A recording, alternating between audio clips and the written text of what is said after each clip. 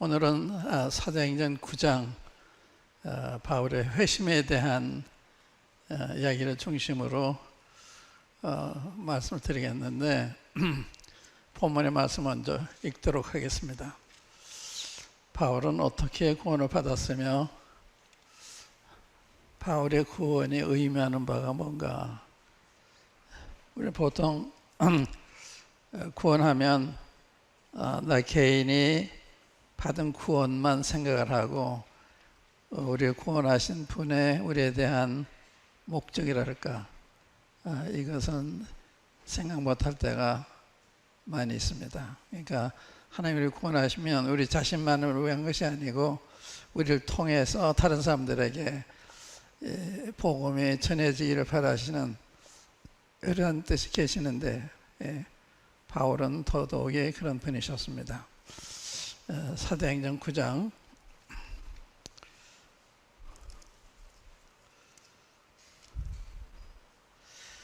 1절부터 9절까지 이 짤막한 바울의 회심에 대한 그가 체험한 그 구원의 체험 여기에 간략하게 기록이 되어 있는데 구원의 본질이 여기에 다 있어요. 모든 구원받은 사람은 바울이 구원받은 것처럼 구원을 받게 되는 우리의 구원의 형태는 다르지만 구원받는 정황은 다르지만 구원의 본질은 똑같아요. 우리가 생명을 가지고 태어날 때 그 생명을 체험하는 것은 누구나 동일하잖아요. 그러나 어떤 정황에서 태어났느냐, 어디에서 태어났느냐는 다 다를 수가 있습니다. 그러니까 니고데모의 구원이 다르고 또 사마리아 여인의 구원이 다르고 38년 된 병자의 구원이 다르지만 구원의 정황이 다르지만 구원은 하나님의 능력에 의해서 이루어지는 하나의 큰 기적이다. 구원은 기적입니다. 죽은 사람이 살아나는 것 같은 것이기 때문에 눈먼 소경이 시력을 얻는 것이기 때문에 이 구원은 기적이에요. 혁명입니다. 이게 굉장히 중요한 점입니다. 우리가 그것을 바울의 구원에서 보게 돼요. 바울은 기독교를 핍박하던 사람이 핍박을 받는 사람으로 바뀌잖아요. 자기가 박멸하고자 했던 그리스도를 전하는 종이 되잖아요. 그러니까 정반대로 이렇게 변하는 구원은 사람을 완전히 변화시키는 게 구원이에요. 근데 이 구원을 요즘은 쉽게 얘기를 해요. 쉽게 얘기를 하고 쉽게 인정을 하고 그래서 이 사도행전 강해에는 사도 바울의 구원과 관련해 세 가지 글을 썼는데 하나는 하나님의 시각에서 본 이 바울의 구원의 의미, 또 하나는 바울이 체험한 구원, 또 하나는 하나님께서 그 성도들을 보호하시는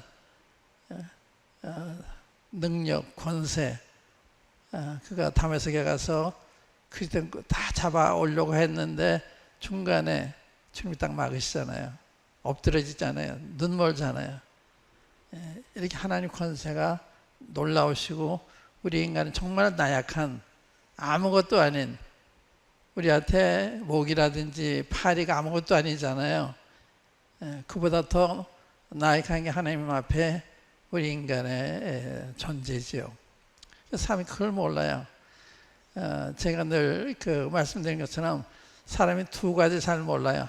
하나님 얼마나 크신지, 내가 얼마나 작은지 그걸 잘 몰라요. 하나님 크신 걸 알아야 내 작은 걸 아는데 하나님 크신 걸 모르니까 내 작은 걸 모르는 거예요. 인간의 문제가 거기에 있습니다. 그러니까 하나님 얼마나 크신 분이냐 상상할 수 없이 크신 분이잖아요. 이 우주를 보세요. 어떤 분이세요? 그러니까 우리가 믿는 하나님은 굉장한 하나님이신데 그 하나님을 우리 속에 이렇게 축소해서 대하고 있는 이럴 때가 많죠. 그 이상 못 보니까. 우선 그 9장 1절로 9절까지 한번 읽어볼게요. 사울이 주의 제자들을 대하여 여전히 위협과 살기가 등등하여 살기가 등등했다. 사람을 죽이고자 하는 그 격분한 마음, 그걸 가리킨 거예요. 위협과 살기가 등등하여 대제사장에 가서 다메섹 여러 회당에 갈 공문을 청하니 이는 만일 그 도를 쫓는 사람을 만나면 물론 남녀하고 결박하여 예루살렘으로 잡아오려 함이라. 이 사도 얼마나 기독교를 반대했느냐. 예루살렘에서 기독교인들을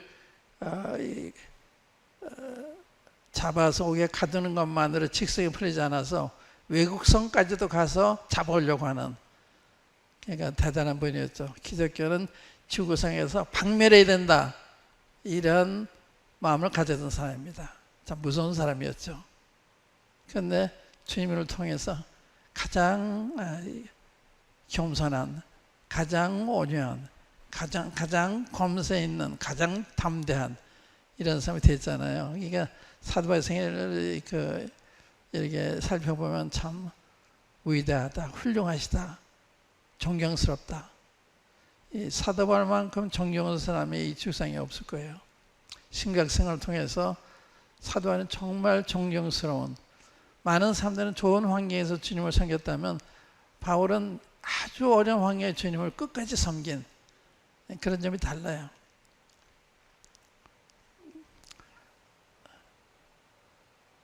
(3절) 사울이 행하여 다메섹에 가까이 가더니 호련히 하늘로서, 호련히 하늘, 굉장히 메시지입니다. 호련히, 하나님은 갑자기도 인도하시는, 또 세상은 다 막혀 있어도 하늘은 열려 있는, 호련히 하늘로서 빛이 저를 둘러 비추는지라. 땅에 엎드러져 들음에 소리 있어 가라사대 사울아 사울아 내가 어찌하여 나를 핍박하느냐 하시거늘 대답하되 주여 니시오니까 가라사대 나는 내가 핍박하는 예수라. 내가 일어나 성으로 들어가라. 행할 것을 내게 이를 자가 있느니라 하시니 같이 가던 사람들은 소리만 듣고 아무도 보지 못하여 말을 못하고 섰더라. 사울이 땅에서 일어나 눈을 떴으나 아무것도 보지 못하고 사람의 손에 끌려 다메섹으로 들어가서 사흘 동안을 보지 못하고 식음을 전폐하니라. 여러분들이 이 지상에서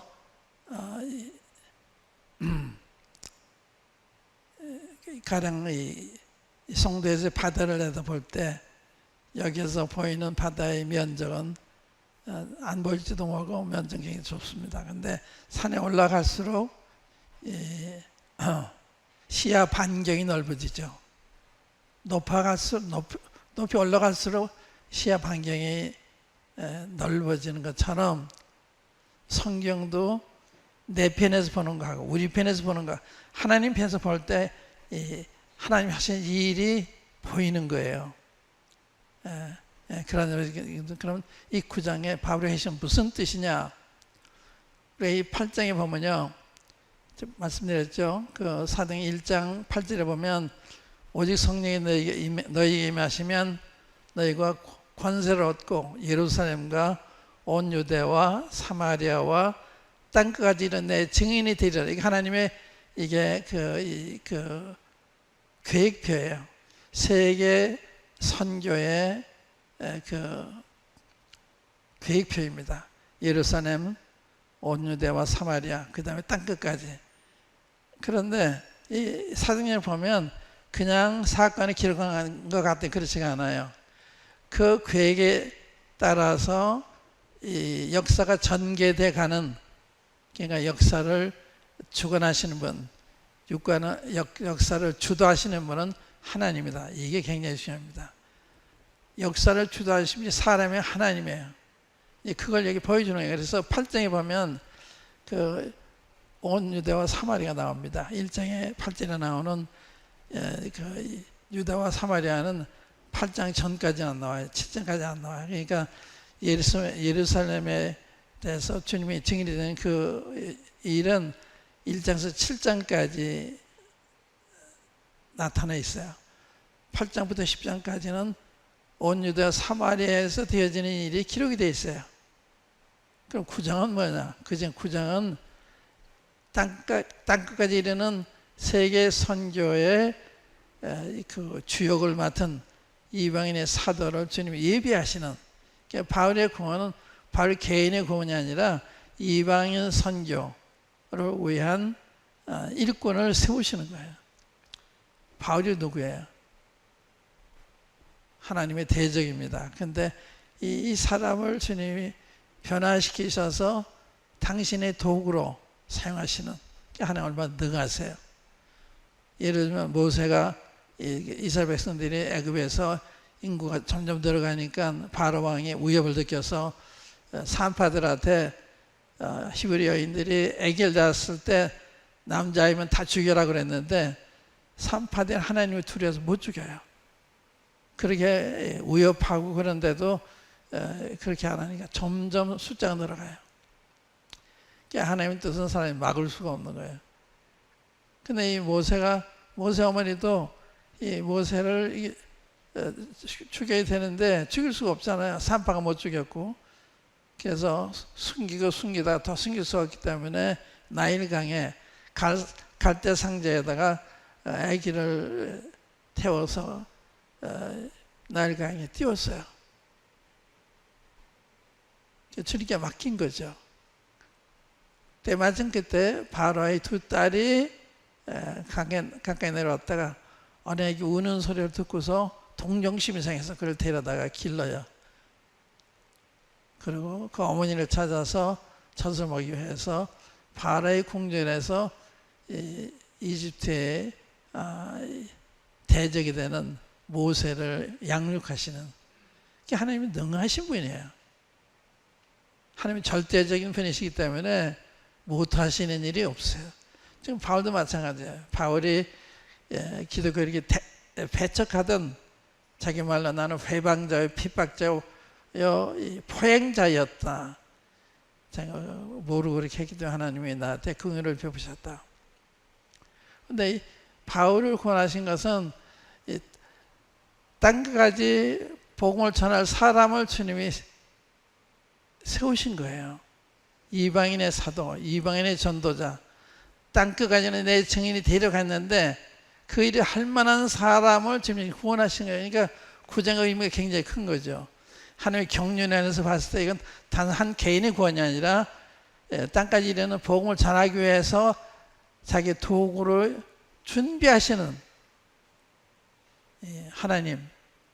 그래서 10장에 보면 뭐예요? 고넬 나오는데 10장에서는 유대인들이 그 이방인에 대한 편견을 가지고 있었잖아요.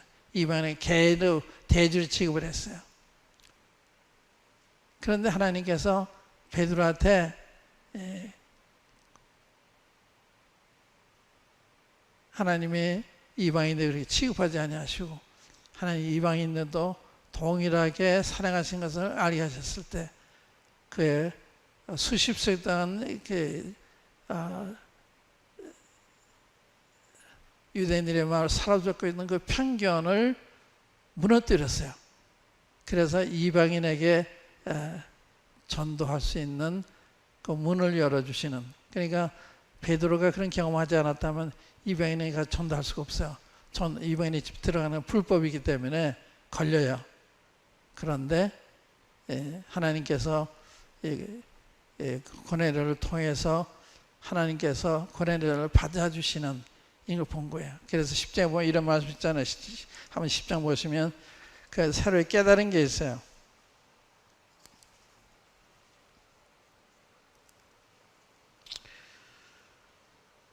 34절에 보면 베드로가 이제 고넬료 집에 모인 사람들한테 하는 말인데, 베드로가 입을 열어 가로되 내가 참으로 하나님은 사람의 외모를 취하지 아니하시고 각 나라 중 하나님을 경외하며 의를 행하는 사람은 하나님 받으시는 줄 깨달았도다. 그래서 바울의 베드로의 편견이 없어져요. 그리고 유대인들의 이방인에 대한 편견을 주님이 무너뜨리세요. 그래서 이방인 전도가 가능하도록 이렇게 만들어 주시는, 그러니까 9장 10장, 그래서 13장에서는 바울과 바나바를 불러서 이방인 전도를 내보내시잖아요. 그러니까 하나님 역사, 하나님 주관하시는, 주도하시는, 그게 굉장히 중요해요.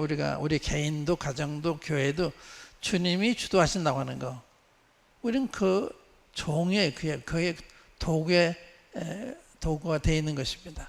그러니까 우리가 뭘 하는 게 아니라 주님이 하시는 거 우리는 따라가면 되는 거예요. 시키는 대로 하면 되는 거예요.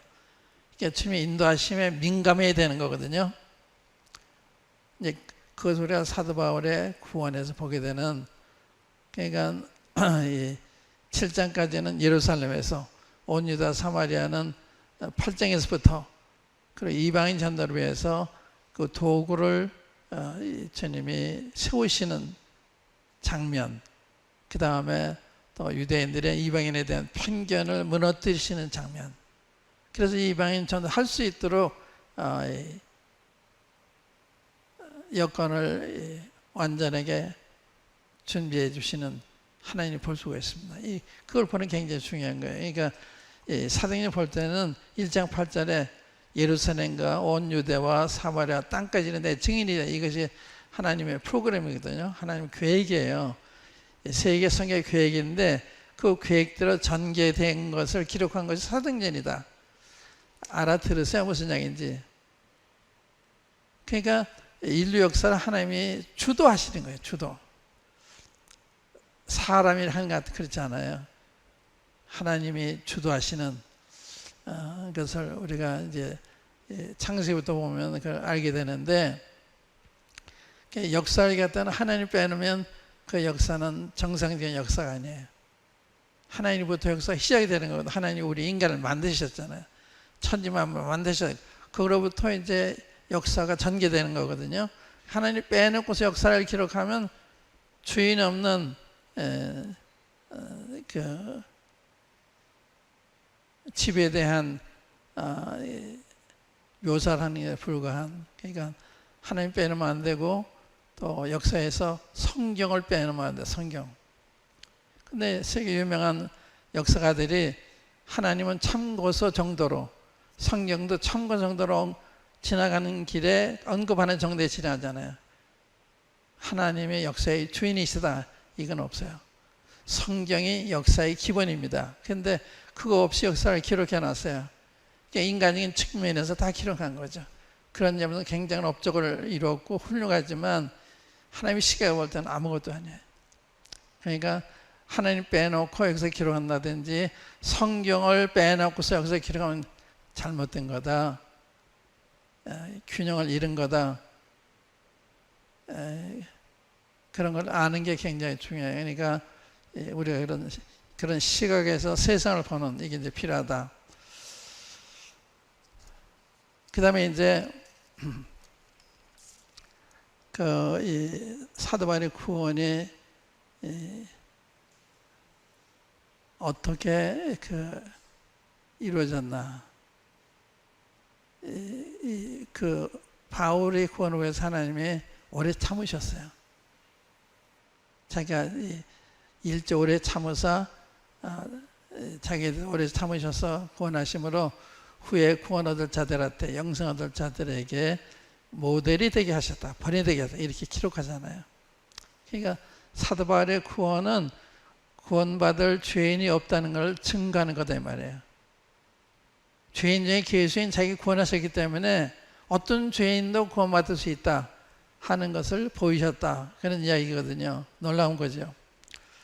우리가 이제 그 사도행전에 들어서 사도행전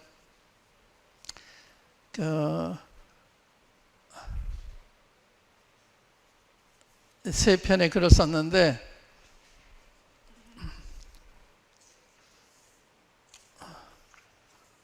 오늘은 이제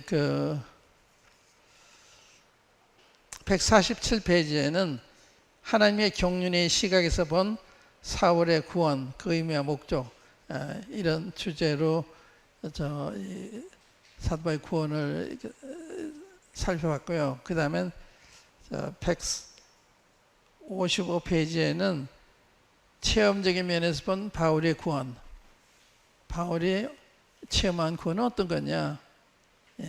그 굉장히 이야기 굉장히 중요해요. 이거부터 제가 오늘 저녁에 보고 그다음에 다음에는 먼저 읽은 하나님의 경륜의 시각에서 본 바울의 구원. 그다음에 세 번째는 그 다음 장에 나오는 사도의 회심과 관련해서 일어난 일들을 살펴보겠습니다. 체험적인 면에서 본 바울의 구원. 구원이 기독교의 근본 진리입니다. 성경의 근본 진리예요. 그런데 구원하면 한국에서는 이게 오해가 돼가지고 구원파 이러잖아요. 구원파. 구원파가 잘못된 건 잘못됐지만 그런 얘기 들은 만큼 그런 취급받은 거는 참 본받을 만하죠. 기독교인들이 구원파라고 부르는 거예요. 구원은 기도의 기본 진리다. 그걸 이제 말씀드리는 건데, 예를 들면 인자에 온 것은 잃어버린 자를 찾아 구원하러 왔다. 하나님 그 아들을 보내신 것은 세상을 심판하려 하시며 그런 마음으로 세상을 구원하려 하심이라. 쭉 구원에 대한 이야기예요. 처음부터 끝까지. 구약서 신약 이르기까지 성경에 흐르는 중요한 진리는 구원입니다. 구원. 예수님의 이름도 구원이잖아요. 그의 이름은 예수라라. 이는 자기 백성을 그의 죄에서 구원할 자다. 구세주. 그러니까 이 구원이 성경의 주제고 가장 중요한 진리인데 기독교가 그 구원의 진리를 잘 모르는 거예요. 구원을 자꾸 얘기한다. 구원파라고 그러고. 그건 명예스러운 비난입니다. 그분들이 잘못했기 때문에 문제가 되는 거지 구원 자체 문제는 거 아니에요. 그래서 이 구원이라는 게 6.25 전까지는요 별로 얘기를 안 했어요. 구원 이야기, 중생에 대한 이야기, 천국과 지옥에 대한 이야기를 하는, 그저 종교적인 이야기, 선하게 살아라, 계명을 지켜라, 주의를 잘 지켜라, 새벽기도에 나오라, 이런 거 관련해서 설교를 했지 구원의 필요성 얘기 안 했어요. 제가 교회를 한 5년 동안 구원받기 전에 사는데 그런 얘기는 들어온 기억이 없어요. 구원에 대한 이야기. 그래서 처음 그 미국 병사한테 너 구원받았냐 질문 받았을 때 굉장히 제가 당황했어요. 당황했을 뿐만 아니라 이런 교만한 사람이 어디 있어. 그럴 정도로 오해를 했는데, 그러니까 구원을 너무나 모르고 있었기 때문에 당연한 질문하는 질문에 대해서 제가 오해했던, 오히려 분노했던 이런 때가 있었습니다. 한번 읽어보겠습니다. 구원이란 무엇인가? 구원이란 말을 성경에서 읽고 또 설교를 통해 들으면서도 확실히 그것이 무엇인지 감을 잡지 못하는 이들을 전도하다 보면 많이 만나보게 된다. 심지어 구원이라는 말을 이단들이나 하는 말 정도로 이상한 눈초리로 듣는 사람도 심심치 않게 만나게 된다. 구원하면 구원파를 몰아요. 그래서 이 구원이라는 말 하면 안 되겠구나. 거듭났느냐 해야 되겠구나. 그래서 구원이라는 말을 피해가지고 거듭났냐 이렇게 질문하곤 했습니다. 그렇지 않으면 오늘 저녁에 돌아가서 하나님 만날 준비가 됐습니까? 이런 식으로 했는데 이 구원이라는 오해를 하니까. 그러니까 구원이라고 말하면 이단으로 취급할 정도로 그렇게 구원의 중요성을 모르고 있는, 주님이 구원하기 위해서 십자가에 돌아가셨잖아요. 그 다음에 이것은 기독교가 그만큼 그 본연의 메시지에서 떠나 장기간 초점을 잃고 방황하고 있었음을 보여주는 것이다. 참으로 어이없고 한탄스러운 일이 아닐 수 없다. 이게 지금 제가 처음 구원받았을 때, 그때는 우리 이단 취급받았어요. 내가 방송을 할 때 방송국에서 굉장히 고민했습니다. 왜냐하면 항의 전화들이 많이 오니까. 그래서 제 방송을 끊어버리려고 그랬어요. 방송국에서. 근데 3번 시도했는데 3번 나한테 졌어요. 왜냐하면 하나님이 나를 세우셨기 때문에, 하나님이 나를 보호하셨고, 이 방송 프로그램 국장회에서 결정 내린 적도 있었습니다. 다시 해보게 됐어요. 그러니까 그절 정도로 구원을 싫어한, 구원을 모르니까.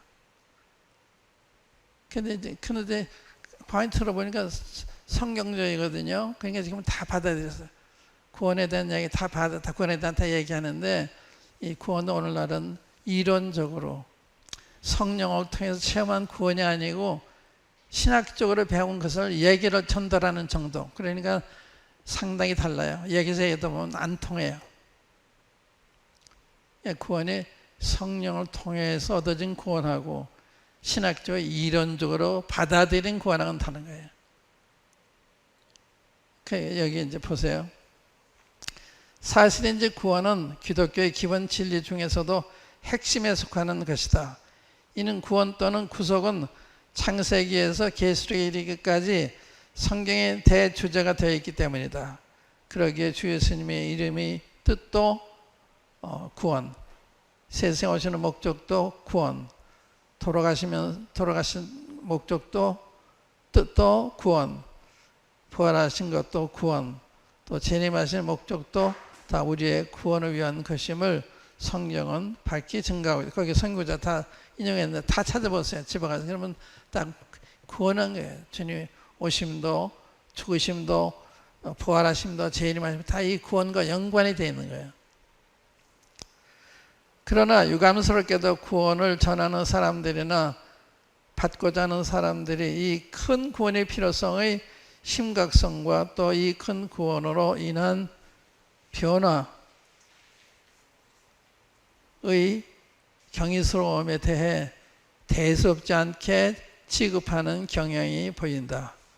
그 결과로 구원을 전하는 전도자들이 하나님을 의지하는 자세나 또 구원을 받고자 하는 사람들의 구원의 필요성에 대한 진지한 자세나, 그리고 구원의 간증을 들으며 그 구원 여부를 분별하는 이들의 기준과 기대에 있어서나 성경에 증거하는 수준에서 많이 밑돌고 있음을 보게 된다.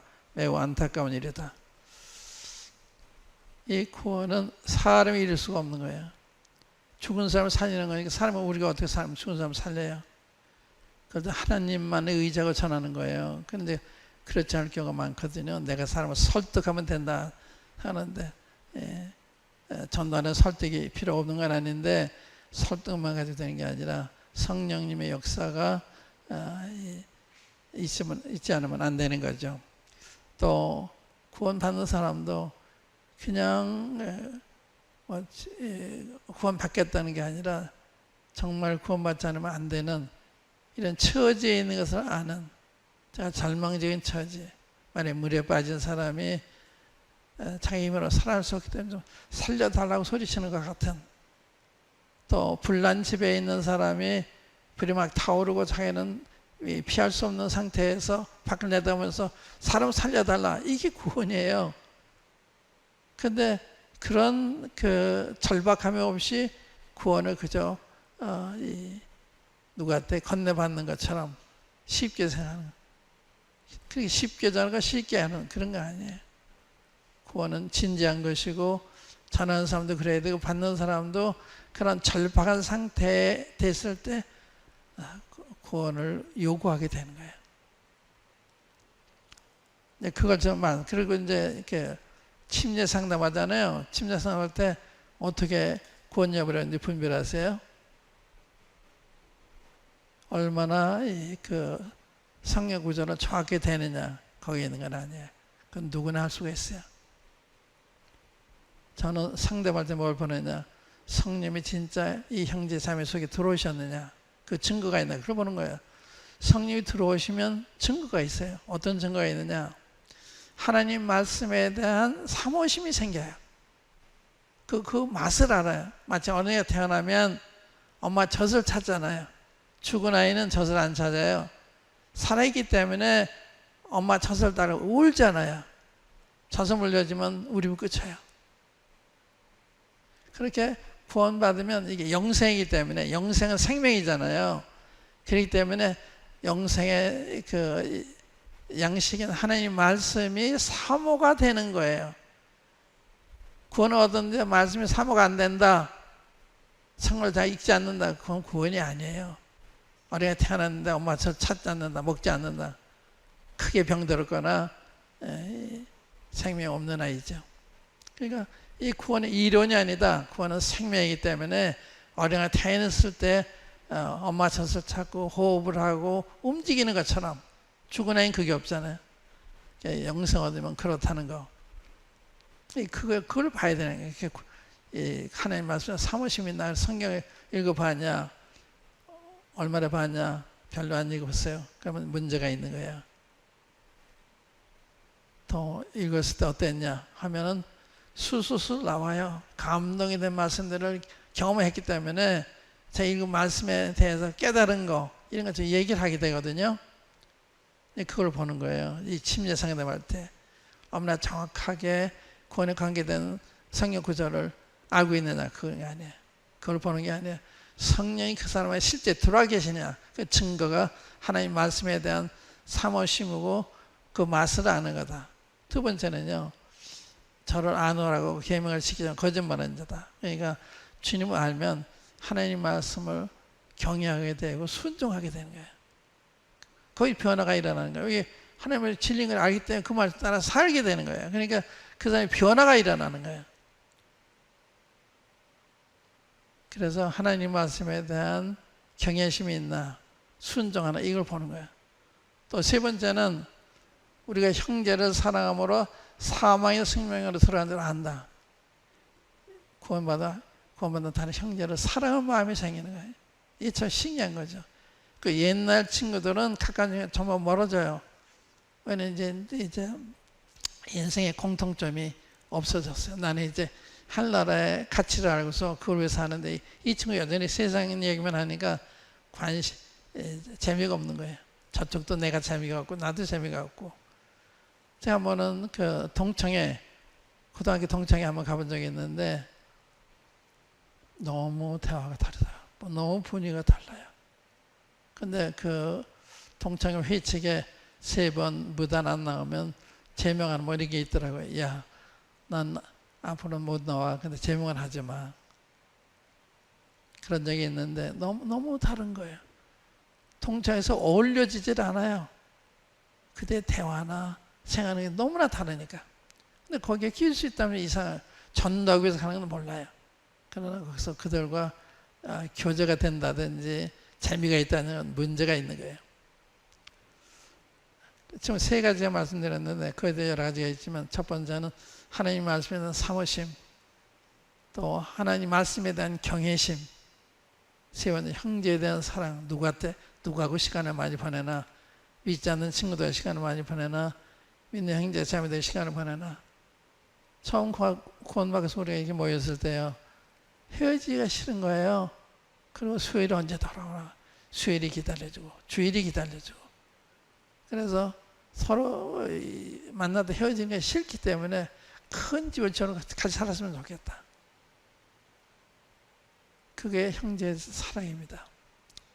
우리 그 사도행 2장에 일어선 교회의 모습을 보세요. 얼마나 교제하는 일에 힘을 쓰고 기도한 이 사도의 가르쳐 받는 일 힘을 쓰고 떡을 떼는 힘을 쓰고 기도에 힘을 쓰는 이런 이 모습이 보이잖아요. 그런 것이 나타나는 거예요.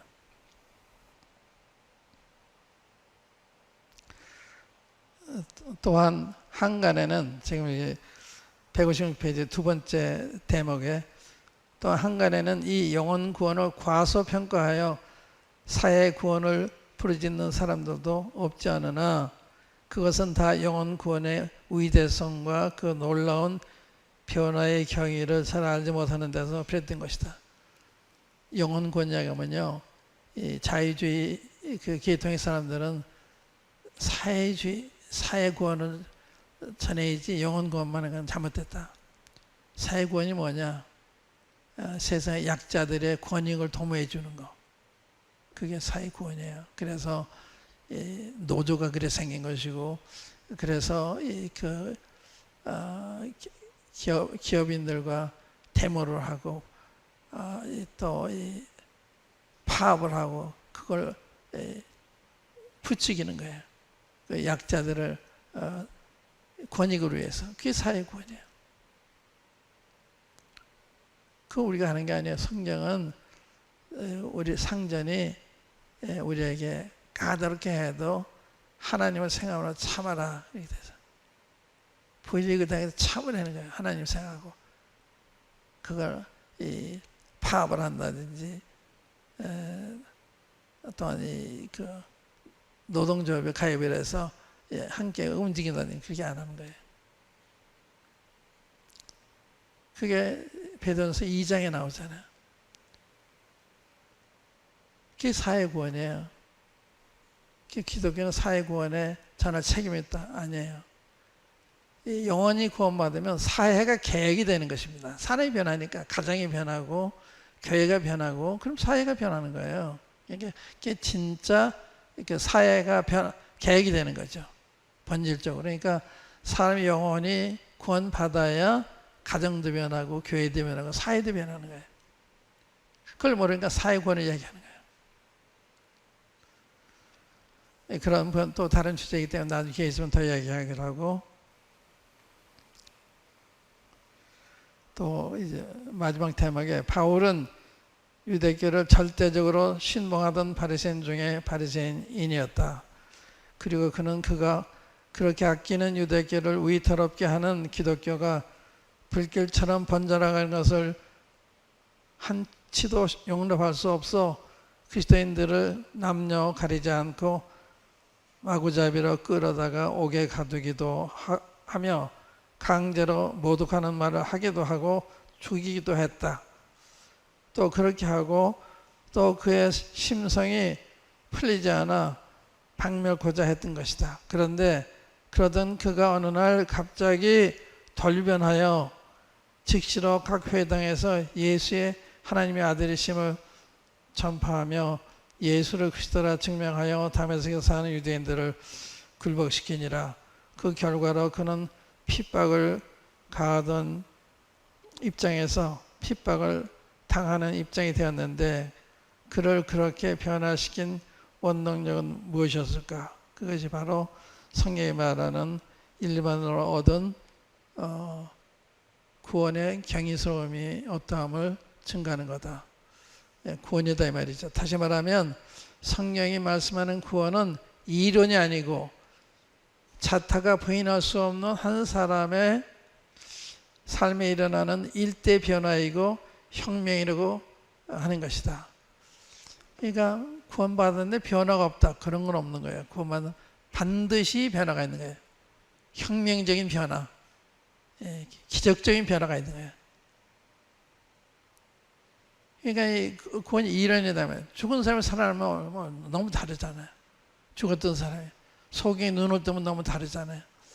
그러니까 이건 그냥 정도의 차이가 아니라 차원의 차이, 죽었냐 살았냐 이런 차이라고요.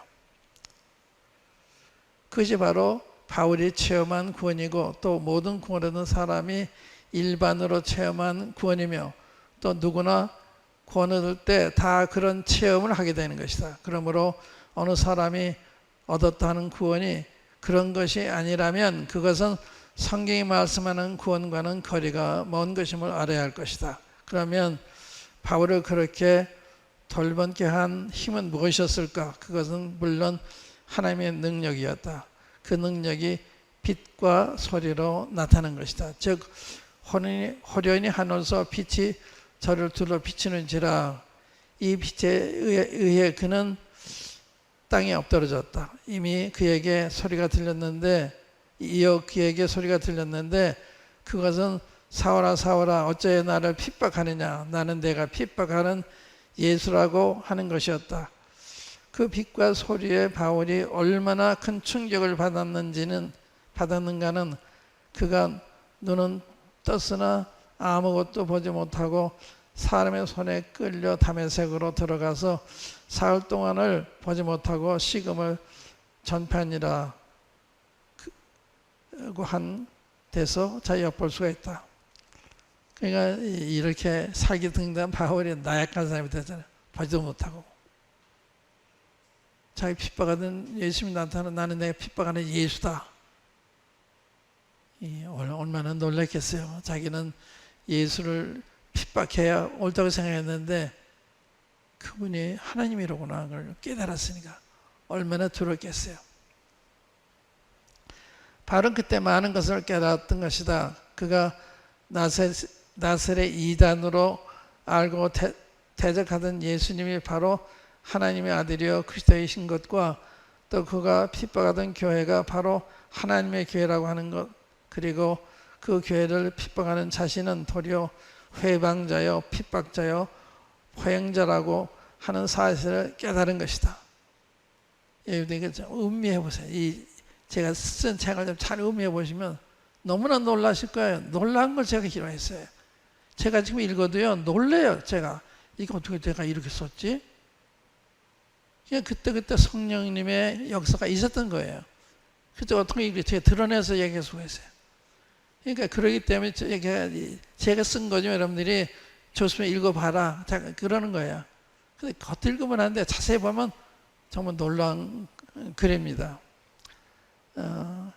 그러면 그 빛은 구체적으로 무엇을 가리키는 것일까? 아마도 그것은 어두운 데서 빛이 비치려 하시던 그 하나님께서 예수의 얼굴에 있는 하나님의 영광하는 빛을 우리의 마음에 비추신 것을 가리키는 것이겠다. 우리 예수를 알게 하는 그 빛. 예수님이 바로 하나님이시구나. 하나님의 아들이시구나. 이분이 메시아시구나. 그걸 깨닫게 해준 거. 그게 빛이에요. 그 빛이 들어오게 되면 깨달아지는 거거든요. 바울은 그것을 이렇게 증거했다. 그 아들을 이방인에 전하기 위하여 그를 내 속에 나타내기를 기뻐하실 때, 이게 우리 속에서 일어나는 거예요. 내 속에 가르쳐 주는 거예요. 예수가 누구신지를 가르쳐 주는 거예요. 나타내 주시는 거예요. 그걸 증거하잖아요. 그러니까 어두운 데서 빛이 있으라는 게 빛이 생겼잖아요. 그러니까 어둠이 밝은 빛으로 변한 것처럼 하나님의 아들을 아는 지식이 갑자기 알게 되는 거예요. 이 빛으로 왔을 때 이게 깨달음 속에서 나타나는 거죠. 그러니까 예수님 누구신지를 알게 해주시는, 누가 예수님 하나님의 아들이래더라 해서 하는 게 아니야. 내가 직접 말씀해서 비침을 받은 거예요. 저는 제가 한 걸 조금 드린 적이 있죠. 제가 어느 집에 가서 제 교만을 깨닫고 주님 제 교만을 용서했어요. 한 5분 이상을 이렇게 눈물 범벅이 되면서 통일을 한 적이 있어요. 저는 구원해달라는 것도 아니고 내 교만을 용서해달라. 그러고 와서 자고 그 다음날 아침에 일어나서 마감 1장을 폈는데 내가 변화되어 있더라고요. 마감 1장에 예수님께서 귀신 들린 자에게 오실 때 귀신 들린 자가 그랬잖아요. 제게 너무 하나님의 아들이요. 우리는 당신 누군지를 아는데 제게 높은 분의 아들이십니다. 이 귀신도 예수님 하나님의 아들을 시인하는구나. 그때 하나님의 아들을 알게 된 거예요. 최초로. 그러니까 하나님의 아들임을 우리에게 계시해 주는, 믿을 수 있도록. 그래 예수님 믿을 거 아니에요. 예수 모르면 어떻게 믿어요? 그러니까 예수 누군지 알게 되는 거, 이게 극적인 경험입니다. 예수 하나, 이게 머리로 아는 게 아니에요. 성령께서 우리 속에 계시를 해주신 거예요. 그때 알게 되는 거거든요. 그래서 믿음 전에 계시가 전제가 되는 거예요. 한번 마태복음 11장 한번 열어보세요. 마태복음 11장 25절부터 보세요.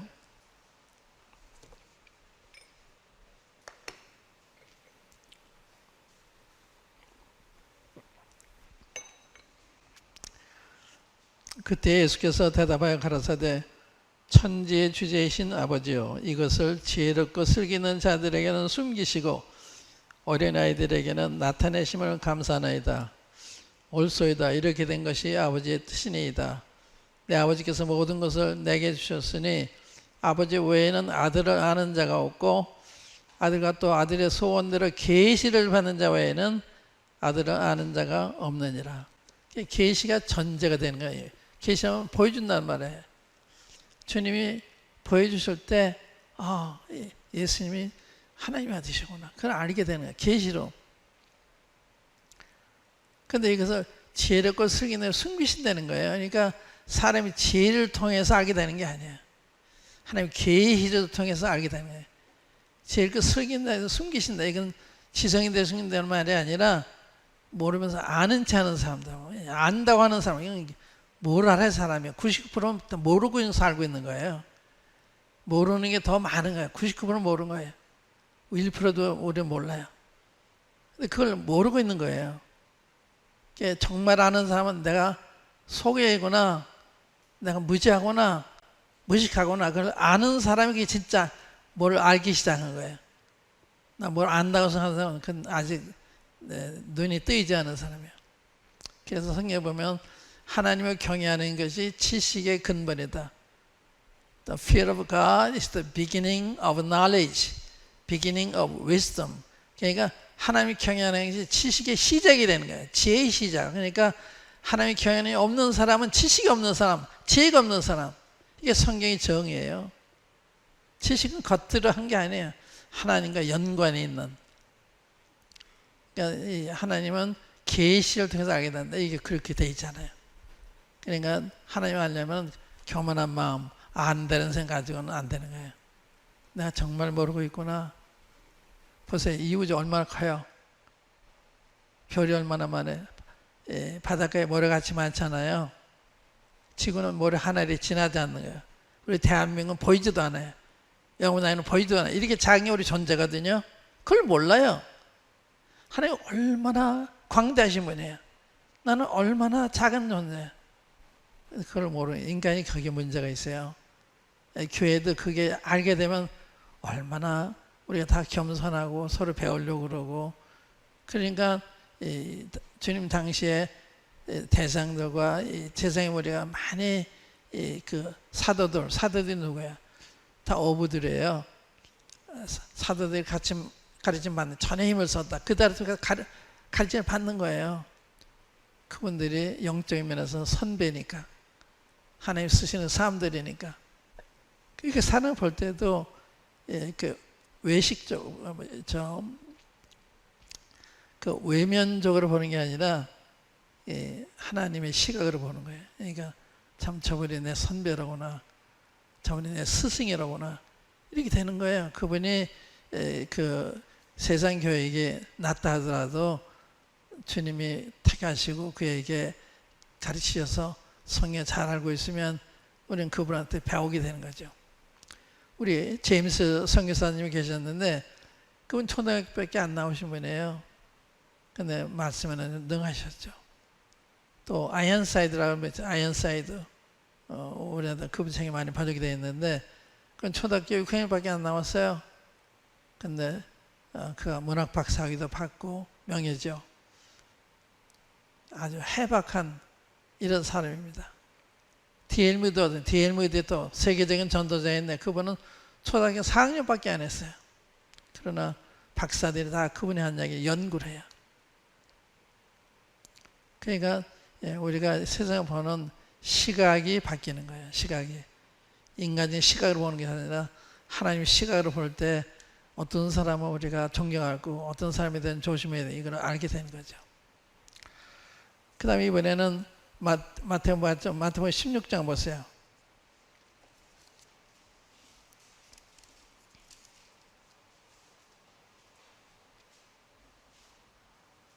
이제 주님이 이제 13절에 보면 사람들이 인자를 누구를 하더냐 이렇게 질문하셨어요. 사람들이 인자를 누구를 하더냐 그러니까 14절에 가로되 더러는 세례요한 더러는 엘리야 어떤 이는 예레미야나 선지자 중에 하나라 하나이다. 가라사대 너희는 나를 누구라 하느냐. 시몬 베드로가 대답하여 가로되 주는 그리스도시요 살아계신 하나님의 아들이시니이다. 예수께서 대답하여 가라사대 바요나 시몬아 내가 복이 있도다. 이를 내게 알게 하니는 혈육이 아니요 하늘에 계신 내 아버지시니라. 이거예요. 하나님 베드로 어떻게 주는 그리스도 살아계신 하나님의 아들인 걸 알아요. 아버지께서 계시해 주시다는 거예요. 이런 거거든요. 구원이라는 게 이런 거예요. 또 이번에는 고린도후서 4장 여러분 고린도후서 4장 6절에 보시면 어두운 데서 빛이 비치리라 하시던 그 하나님께서 예수 그리스도를 아는 빛을 예수 그리스도 얼굴에 있는 하나님의 영광 아는 빛을 우리 마음에 비치셨느라. 이게 마음의 빛이 이게 구원이에요. 마음 빛을 깨닫게 되는 거거든요. 그 다음에 갈라디아서 1장 보세요. 갈라디아서 1장 바울의 자기 체험을 이야기한 건데 15절부터 1장 15절 그러나 내 어머니의 태로부터 나를 택정하시고 은혜로 나를 부르시니가 그 아들을 이방에 전하기 위하여 그를 내 속에 나타내시기를 기뻐하실 때 내가 곧 혈육과 인원하지 아니하고 또 나보다 먼저 사도된 자들을 만나려고 예루살렘으로 가지 아니하고 오직 아라비아로 갔다가 다시 다메섹으로 돌아갔노라. 내 속에 그를 내 속에 나타내기 기뻐하실 때 그러니까 사도 바울이 마음속에 주님이 예수님이 하나님의 아들이신 것을 이렇게 나타내신 거예요. 그래서 담에서 즉각적으로 회당에 들어가서 예수 하나님의 아들이라고 전파해요. 이 핍박하던 사람이. 사도행 9장 나중에 보면 그게 나와요. 그러니까 이 구원은 하나님 계시를 통해서 예수를 아는 빛을 받아서 아는 거다. 그러니까 그냥 지식적으로 머리로 아는 게 아니고 성령의 비추심을 통해서 알게 되는 그게 사람이 변하는 거예요. 예수 진짜로 아니까 예수는 진짜로 않고 변하지 않을 수가 없죠. 그거 이제 염두에 두시고 이제 강에서 158페이지 중간에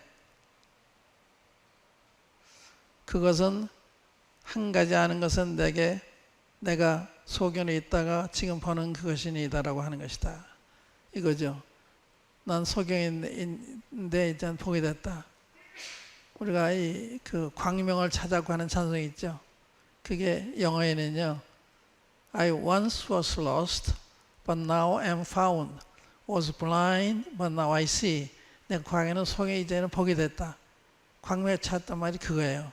나는 소견 이제 보게 됐다. 그거예요. 구원받으면 보이지 않는 하나님이 보이는 거예요. 성경이 보이는 거예요. 영적인 세계가 보이는 거예요. 그게 내가 이제 눈이 똑부러한 걸 알게 되는 거죠. 그리스도인들은 다 이 눈이 띄는 사람들이거든요. 그러니까 성경 읽으면 알아요. 그러니까 내가 아는 것을 얘기하는 게 여러분들은 제가 그렇게 새롭지 않은 거 아는 걸 다 얘기하는 거예요. 좀 더 깊은 면에서 얘가 되질지 모르지만 다 아는 것을 얘기하는 것입니다.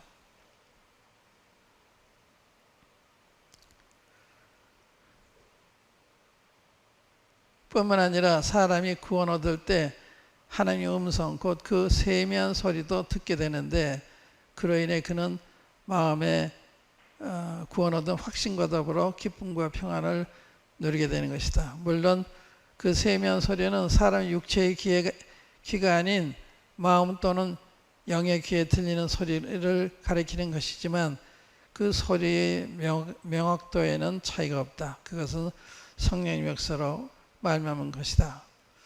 그러니까 그 성령이 우리 영으로 더불어 우리 하나님의 자녀인 것을 증거하시는 거예요. 이게 성령 내 속에서 넌 내 것이다.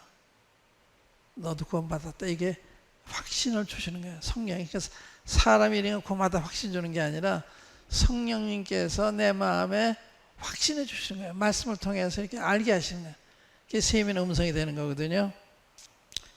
이와 같이 구원은 죽은 사람이 살아나고 소경이 눈을 뜨며 귀머거리가 귀가 열려 듣게 되는 그런 기적이기에 사람의 힘이나 지혜나 설득 같은 것으로 되지 않으며 오직 하나님의 능력으로만 되는 것이다.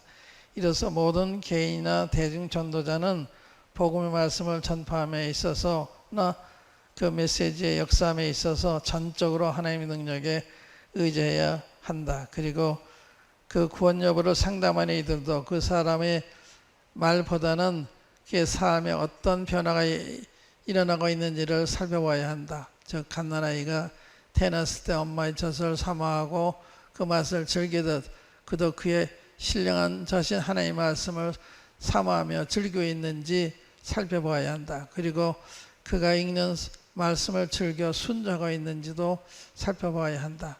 또한 그가 전에 사귀던 구원 얻지 않은 친구들과의 사귐이 점점 뜸해지고 대신에 주님 안에서 서로의 만난 친구들과의 사귐을 더욱 그리워하며 즐기고 있는지도 살펴봐야 한다. 이게 다 구원받은 증거니까 이런 것들이 주님 안에서 얻은 새 생명의 증거들이기 때문이다.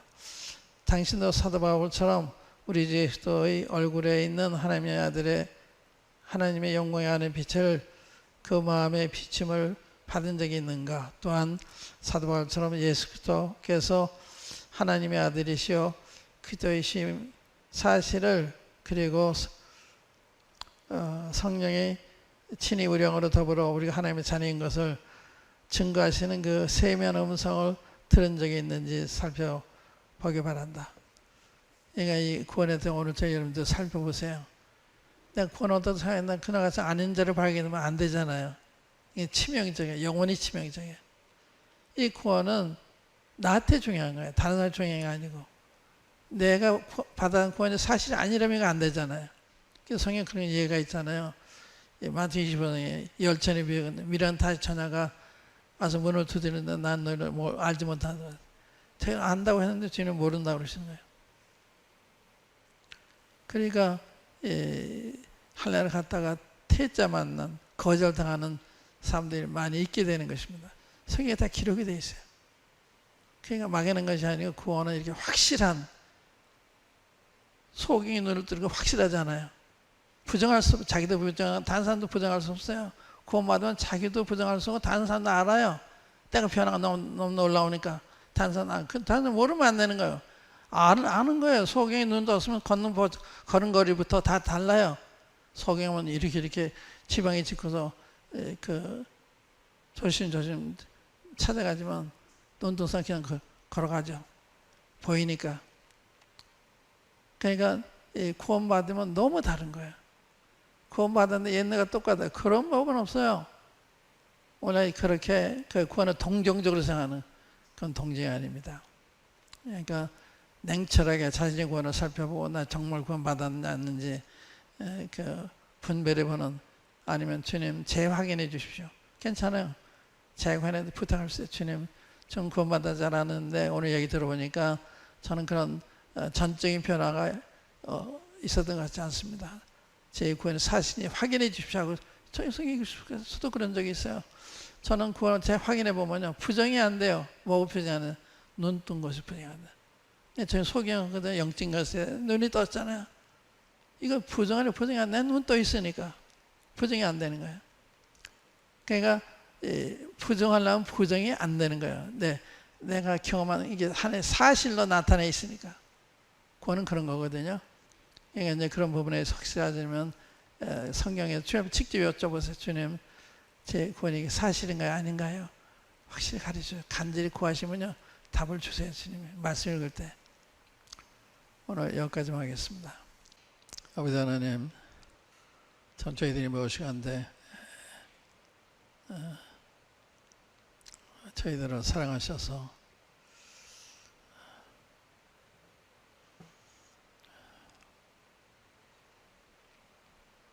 저희들을 구원하시기 위해 아드님을 십자가에 희생하실 뿐만 아니라 또 성령님을 저희들의 마음에 보내셔서 주님이 하나님이 아신 것과 또 저 자신을 위해 십자가에서 희생당해서 알게 하시고 또 주님이 죽은 가운데 부활하신 것도 알게 하시고 성경 모든 말씀을 믿도록 이렇게 은혜를 베푸셨는지 아버지 하나님 감사합니다. 아버지 하나님은 저희들 가운데 이 부분에 대해 확신하지 못하면 확인시켜 주셔서 이 말씀 듣고도 낙오되는 삶이 없도록 도와주시기 바랍니다. 주 예수 그리스도의 이름으로 아버지 하나님께 기도합니다.